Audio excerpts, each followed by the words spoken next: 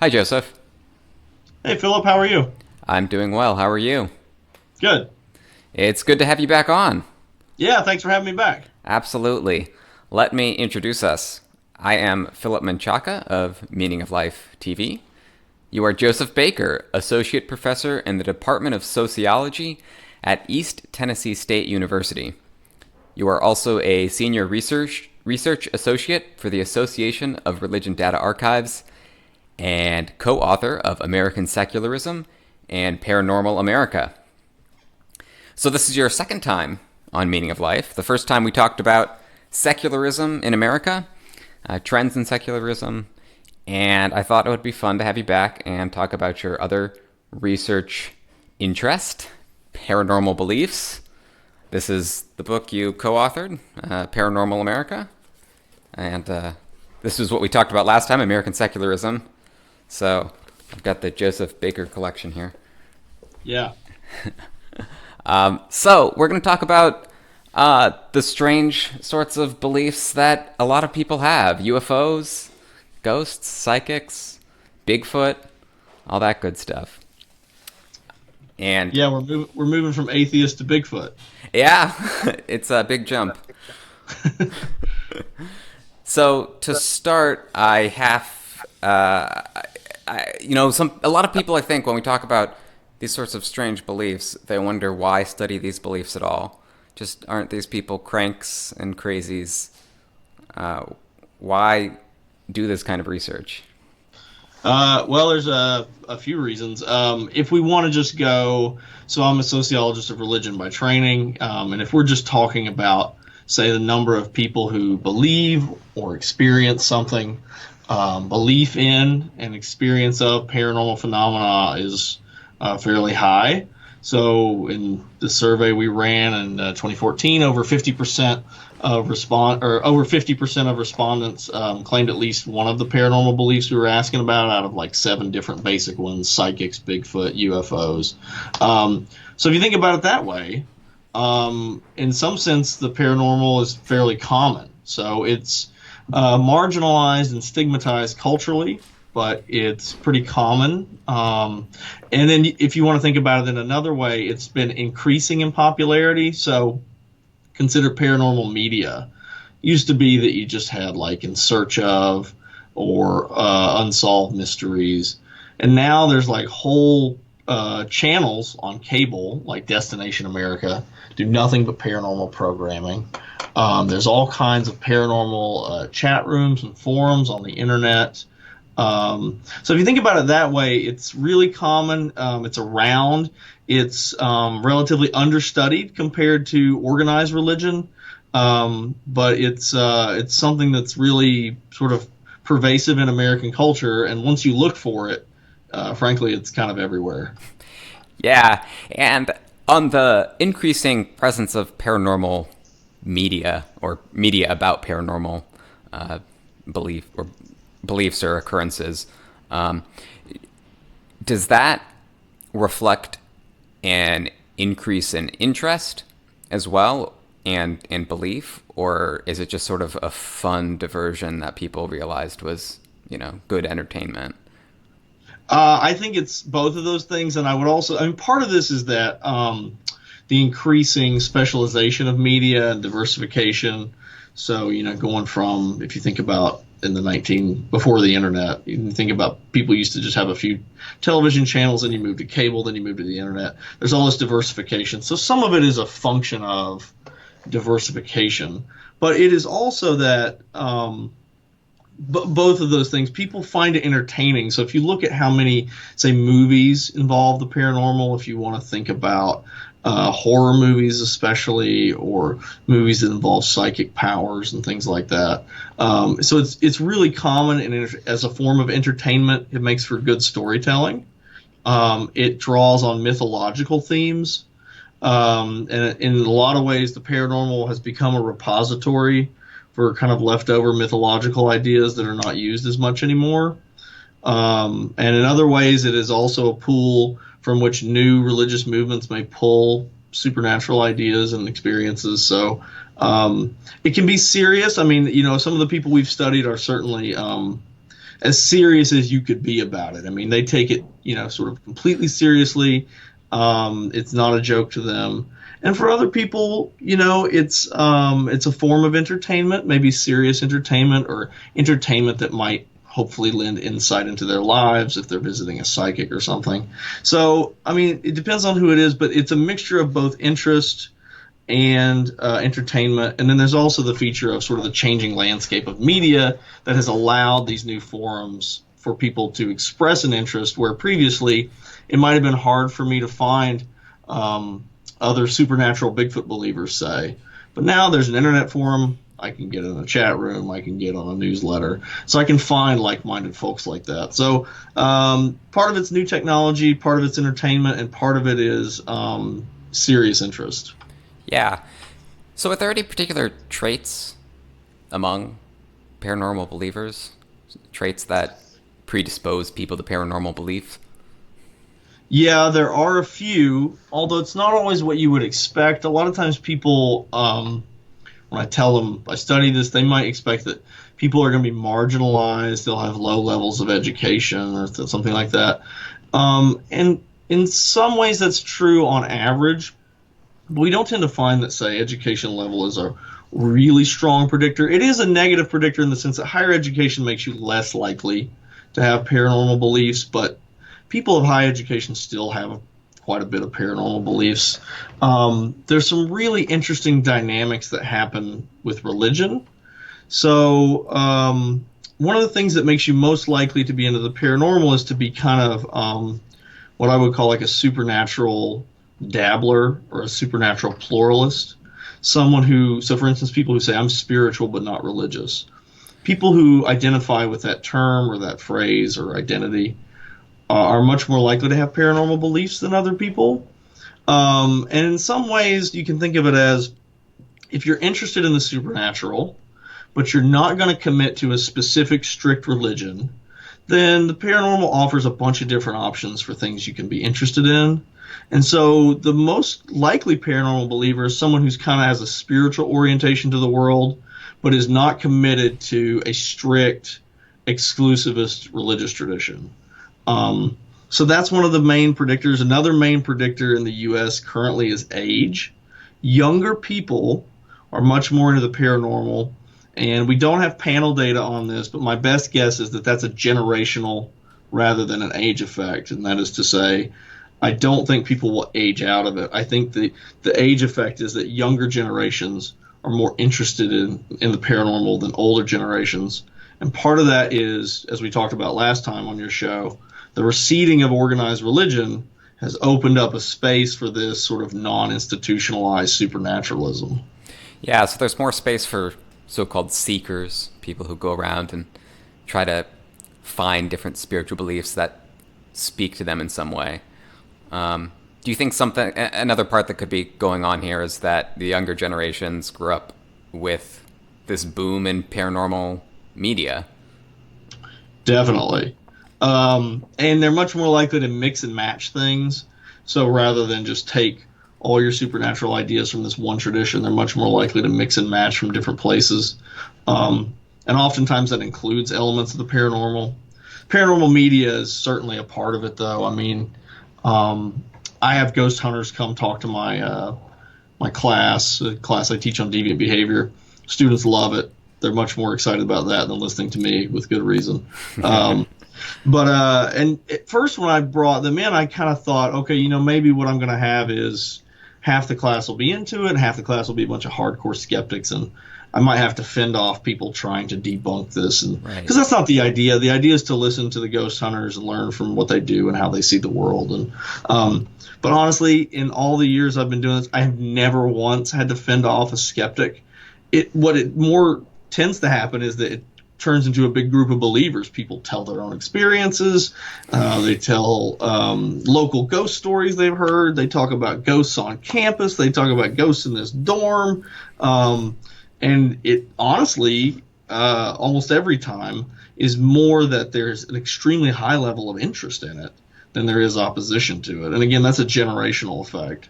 But yeah, I think it's a feature of being exposed to more things, having a more individualist idea of religion where it's like, oh, I can mix and match these things. I can sort of pull from these different areas. And if I want to also be into UFOs, then I can do that. And so there is a bit of a generational difference there. There are two things there that we'll start with one, maybe we'll come back to the other one. The first is that there's this interesting tension between paranormal beliefs being kind of mainstream in a way. You see them on television. A lot of people have paranormal experiences, the time something weird happened and they thought maybe it was a ghost. As you said, your students started talking about all these experiences they'd had with ghosts when you brought the ghost hunters in. But at the same time, it's marginalized. You don't want to seem like too much of a believer in paranormal beliefs, right? No, that is spot on. I mean, we talk about it as being sort of simultaneously intriguing and reviled, or sometimes you can be loved and loathed. I mean, and I tend to find there's a lot of closet people, like closeted interest. So, as you were saying, there is definitely a stigma. So I study deviance, and if we think of looking at deviance as social reaction, if I come into work tomorrow and I say, "Hey, everybody, I believe in God," nobody's really they're gonna be like, great, good for you. Nobody's gonna think too much about that. If I come in tomorrow though and I say, listen, last night I was abducted by aliens, I was taken on the mothership, and I've been sort of given this new revelation, I should be worried about my job. They're probably going to worry about my sanity. And so even though interest in UFOs is extremely common, it still is stigmatized in a way that mainstream religious beliefs are not. But again, as I said, 50% of Americans, at least on the list we gave, believe in at least one of them. So it's not a minority position in the statistical sense, but it is still stigmatized culturally. Now, there's some leeway on that, if it's just like, I had a ghost experience and I like to read about it. I like to watch ghost hunters on TV. People may not think that's too strange. Whereas, again, if I'm saying I've had regular contact with aliens or something, there's kind of a higher degree of stigma. But there's no question that it is simultaneously mainstream. You can get it anywhere. There's a ton of media about it. And it's also stigmatized. And again, as I said, there's a lot of closeted beliefs. So what I tend to find is that among academics, nobody talks about it because it's very stigmatized. But then people will kind of like sneak in my office and shut the door and be like, have you heard about the latest Bigfoot sighting? You know what I mean? So there's this weird thing where it's like people have an interest in it, but they don't really talk about it that much. So it has this strange sort of dual nature to it. And again, we define the paranormal as something that's necessarily stigmatized, as something that's been kind of rejected by. We define it as rejected by both mainstream science and mainstream religion. That's a bit of a switch. A lot of people have only said it's stuff that's rejected by mainstream science, but that would include, frankly, almost all religious supernatural beliefs. Right. And there is a cultural difference between those two things. And this gets to that kind of blurry line between religion and paranormal beliefs. There's this, there are hardcore atheists who put them on the same level. They would say paranormal beliefs are just as out there as believing in the virgin birth or something. So in your research, in your work, how do you draw the line between those two things? What we do is we go based on cultural distinctions. If suddenly a group started a UFO religion and was able to successfully mainstream that, we would consider that to then be religion if it stopped being stigmatized. So we define it so it could be different depending on the culture. So we defined it as something that is rejected by science, so it's supernatural. Now, science would say physical resurrection of Jesus and UFO visitation are relatively equivalent in terms of whether or not you can prove or disprove them or something like that. But there's certainly a cultural distinction between those two things in terms of the conventionality of one and the relative stigma of the other. We define it based on how a culture sees it, cultural distinctions that are made sort of out in the world. is what we go based on. Now, it's true that, especially, if we're thinking about my other work on secular groups, atheists for sure say that usually that, religious supernatural and paranormal supernatural are equivalent, as you were saying. They tend to make that claim. And what we would say is that the difference is cultural rather than, whether or not how plausible one is or the other. So we're not making an argument about religion is more plausible. It's just based on the cultural distinctions that are kind of out there. And certainly, religious people would see a big difference between their beliefs and the paranormal.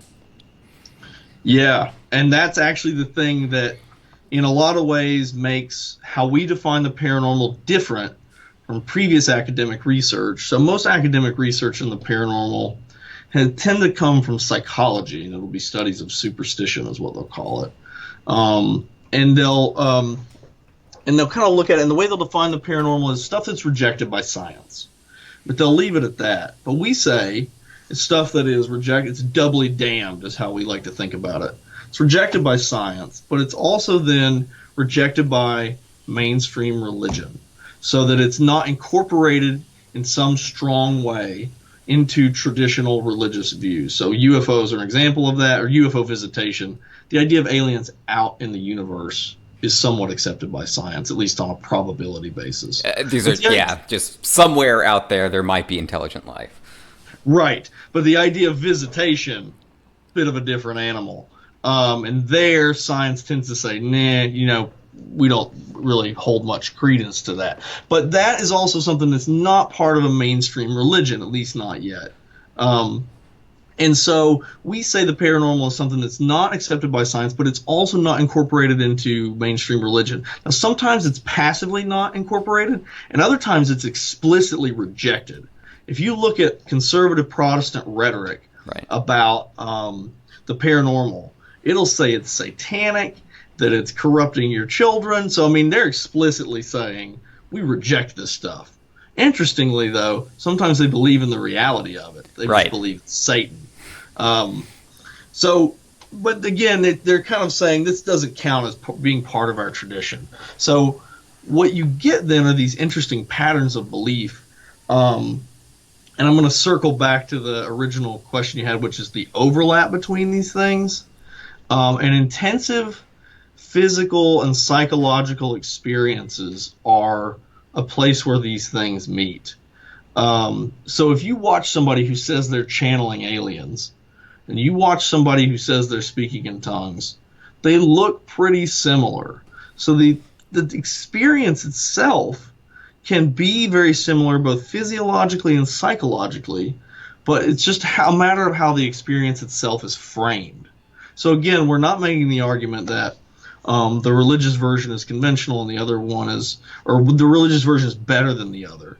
What we're saying is that people have these intensive experiences and they put a religious frame on it or they put a paranormal frame on it. Sometimes the lines are blurred. Angel experiences tend to be in between. You can go to the local bookstore and find angels in the New Age section, and you can find angels in the traditional religion section. So there's some sort of, the place you look for demonology and angels tends to be the nether region that is kind of the borderlands between religion and the paranormal. Right. So turning to a slightly different topic, Bigfoot. So you've taken part in searches for Bigfoot, is that right? Yeah, so as part of research for the book, we spent time with a Bigfoot hunting organization.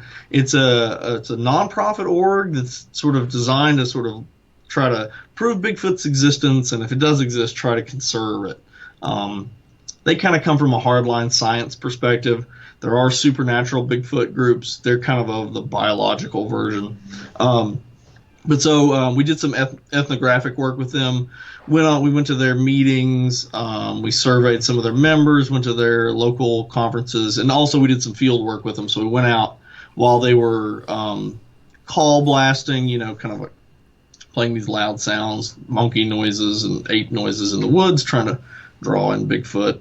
setting these camera traps and doing all this kind of stuff. So yeah, we followed them doing some field work as part of this. And what's their motivation? I mean, they invest a lot of time in this, as you say. They've got all kinds of equipment. They set up cameras to try to capture these people. They go to conventions. Some of these people. Yeah. Is it when you ask them about why they do it? What do they say? A lot of times, they may have had an intensive experience that has kind of led them to this point. So now, this is a very specific type of paranormal group.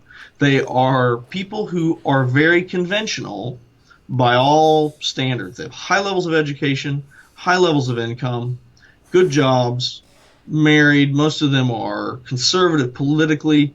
So, if you're like looking at things that make you conventional thinking in like criminology literature or something, they tick all the boxes. They're conventional straight down the line. So they're not who you would expect, and that's interesting in and of itself.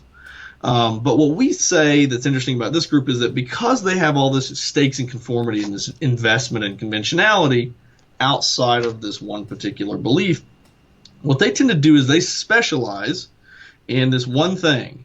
And they try to convince you and me and everybody else that we should also believe in this too. So they're like, we call them normalizers. They're taking this thing that's stigmatized and they're trying to convince you that you should think it too. And if you were open to the evidence, you'd see it their way. Now, why they're doing it, some of them have had a lifelong interest in it. Some of them have had intense visual encounters where like they're out hiking and they, have what they perceive to be is an experience of a face-to-face encounter with a Bigfoot. And so then they're kind of forced into this position. Do I try to explain away my experience as something that was delusional, or do I accept it? And if I accept it, then how do I deal with the stigma that comes with it? Because they are mostly conventional, their strategy is to try to normalize and try to convince regular society not to stigmatize them. Whereas somebody with lower stakes in conformity might just say, to hell with conventional society. You don't like my beliefs, I could care less. Their strategy, though, is to say, we're doing hard science, this is empirical work, and we're going to prove to you that it's real. So on the motivation, some of them are just convinced by the evidence that's left, so like tracks and things. Some of them have had intense either oral, they've heard something, or visual, they've seen something encounters, and so that tips their belief. And for a few of them, they just grew up with the stories, and so they've always accepted them. So kind of like religion, some people are socialized into it, and some people convert. Some people have a conversion experience. Yeah. And as you were saying, these people are very conventional, so it's not as if you can just say, oh, well, they're obviously crazies. They don't have any sort of, mental issues. I think that's a common reaction when to dismiss these beliefs is people just say, oh, well, they're obviously delusional. Yeah, no, and they're definitely not. I mean, these guys are, kind of like level-headed, practical types. And for my money, that makes it more interesting. If this is all tinfoil on the head, people talking to themselves in the park, and that's not interesting. You know what I mean? Like, we kind of understand what's going on there. But if we're talking about somebody who's conventional in every other way, but accepts this thing that everybody else rejects, then you're going to get a lot of interesting dynamics, particularly in how they try to deal with it. And, I mean, the way we like to say it, Chris, my co-author, and I like to say, crazy is lazy. In other words, if the best explanation you've got is that people are crazy, then you probably haven't, tried to dig into it a whole lot, because that tends to be a way that people sort of dismiss things rather than trying to understand it. So, and it's not, I'm not a psychiatrist, so I'm not trying to diagnose people. I'm always just trying to, understand what the world is like from their perspective and kind of convey that as best I can. And we're not trying to promote their beliefs, but we're also not trying to denigrate them in some way. We're just trying to say, just like you would if you were studying a religion, right? What are your beliefs? What are your experiences? What is life like for you? Do you see that these kinds of paranormal beliefs give people meaning in the same way that religious beliefs do? Do they talk about it in the same way?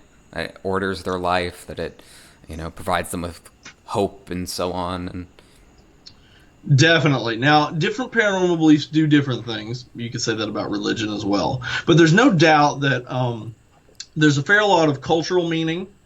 Sometimes there's social meaning. A lot of times there's social networks. People's social networks will be structured around this so that their best friends and closest peers are also in the groups with them, just like you might find in religion. So you kind of have that part of it. And then you have the experiential dimension where, these may be some of the most meaningful experiences that people have. They may have what we might think of as peak experiences or these high level experiences that are paranormal. And so, and they derive meaning from that in terms of their own identity and their own understanding of the world. And you could say the same thing about religion. The biggest differences I find with religion are organizational. So religions tend to be organized in these kind of hierarchical ways, at least traditional religions, rather than new religious movements. But religions that have been around for a few generations tend to have some organizational structure. And the paranormal is a little more of a kind of a loosely organized. There are specific groups that are organized, but there don't tend to be large kind of like para-organizations that kind of run over. There's not like one central Bigfoot organization. There kind of was for a little while, but it splintered into a bunch of different kind of offshoots, and now there's like these little. So it tends to be like pockets. So I tend to find that the biggest difference is organizational. But if you look at the meaningfulness, the experiences, to me, there's more similarities than differences. And again, the differences tend to be in how that they're perceived and how the culture reacts to them. But if we're talking about having intense experiences and people finding it meaningful, certainly there's a lot of that in the paranormal. yeah. And how do these people tend to react to holding beliefs that are seen as outlandish or marginalized? Well, so we have a larger theory about this, and it applies to the paranormal. So here's how this thinking goes. I talked about stakes and conformity.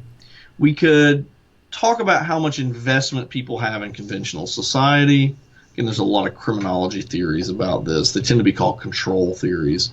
But the idea is that the more you have invested in conventional society and the more you expect to receive in the future from conventional society, the more you'll try to maintain those investments because you have a lot to lose. So if I have a good job, education, family, things like that, I have a lot to lose by being seen as unusual. If I don't have those things, there is still a cost, but I lose less. There's still a stigma, but I don't lose all those valuable things I had accrued. So you can think of those stakes and conformity running from low to high. You can also think of investment in sort of deviant subcultures as running from low to high. I might be interested in ghosts, but I have almost no investment in that subculture. So I watch, the Taps show, and I leave it at that. Or I could be somebody who, I'm going on ghost walks every night. I am going on ghost hunts. I got my own equipment.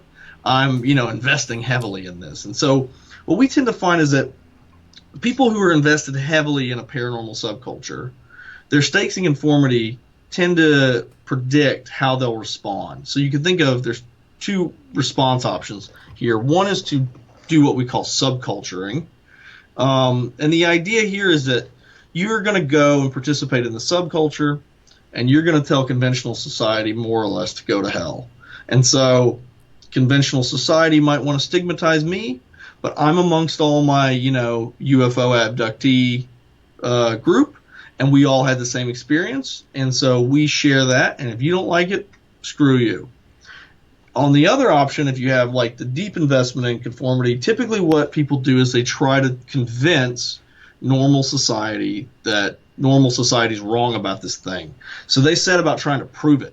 They're trying to put evidence in front of you, and they're trying to get in public forums and make arguments, and they're trying to say, like the Bigfoot guys, they would say, mainstream science needs to listen to us.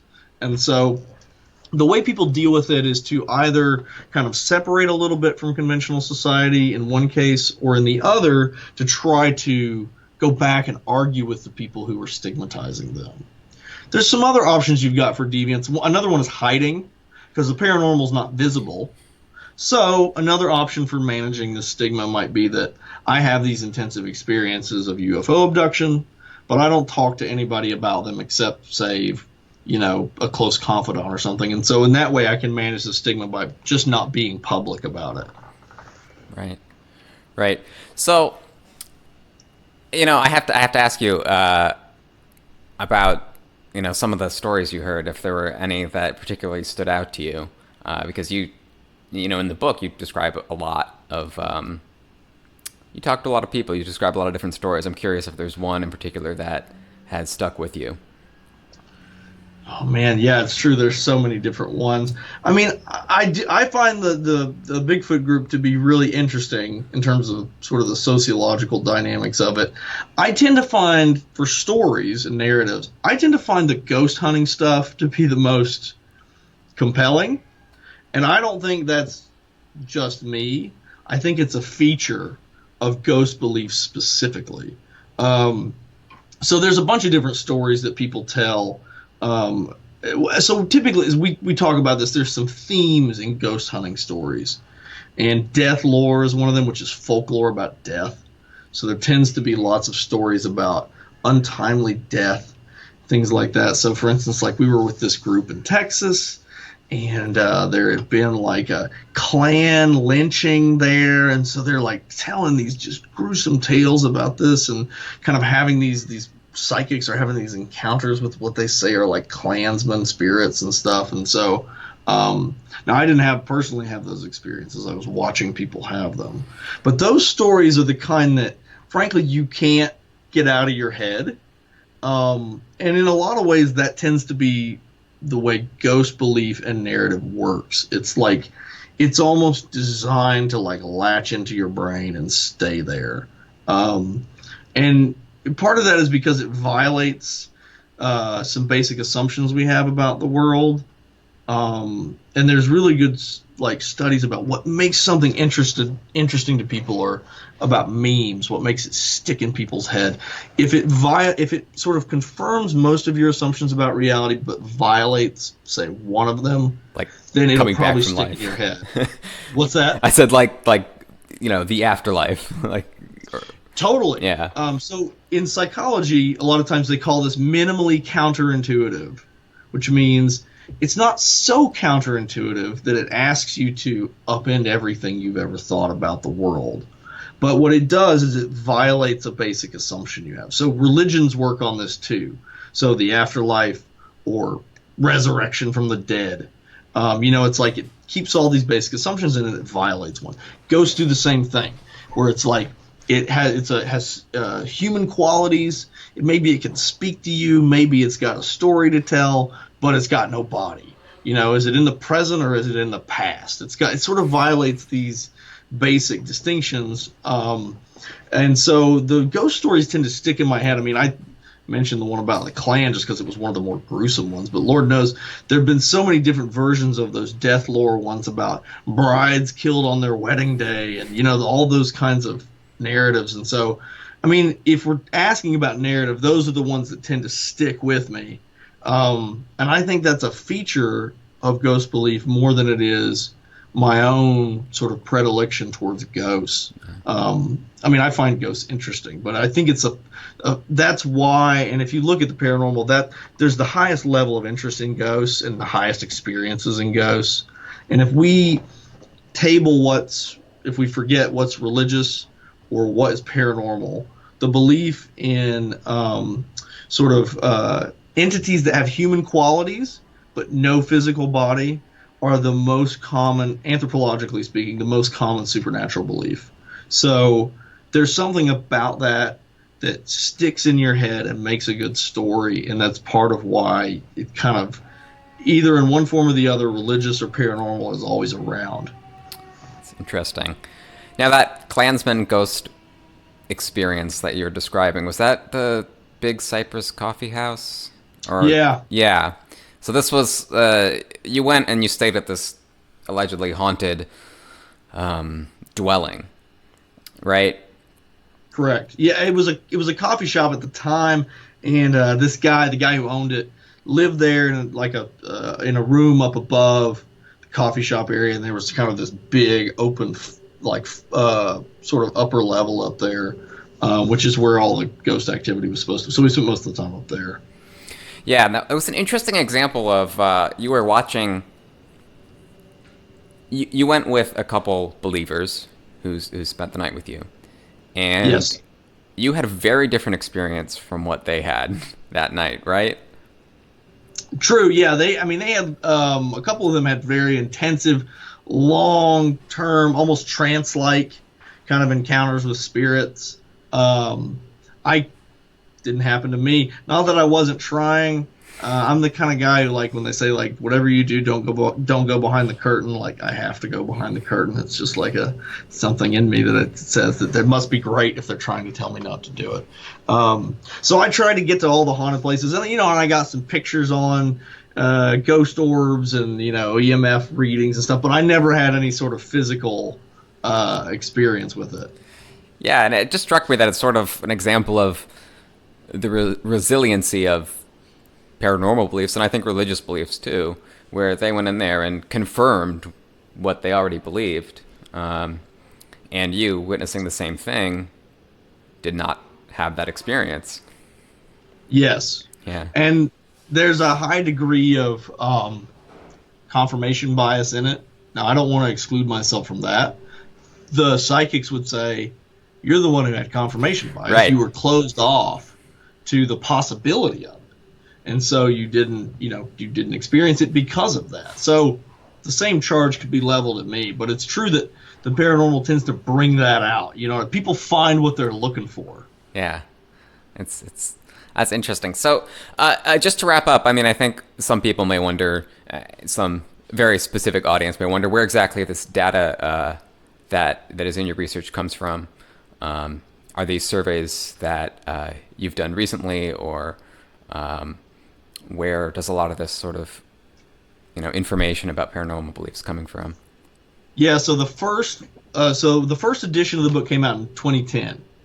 And in that edition, we relied mostly on the 2005 Baylor Religion Survey, 2007 Baylor Religion Survey 2. Those are national surveys. They're collected by Gallup. They are national random samples of American adults. So they're not samples specifically of paranormal people or religious people or anything like that. It's just like you would take a poll in any other way.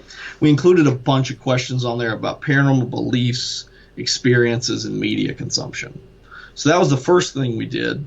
Then the second edition just came out this year, and for that we updated it. We in 2014 we ran another national sample of Americans. This one is the Chapman Survey of American Fears.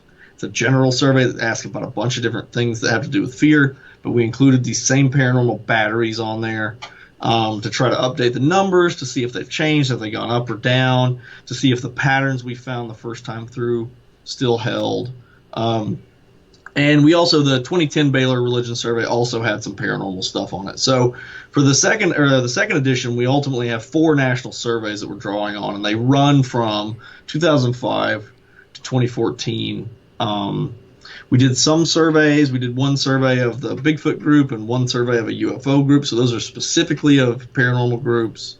And then all that is supplemented with field work. We tried to get field work in, frankly, as many different types of paranormalism as we could get. So the idea is that we don't want to just rely only on the survey, because, I can look at something and tell you 40% of Americans have had a ghost experience. But that's nothing like seeing someone have a ghost experience and talking to them about that experience.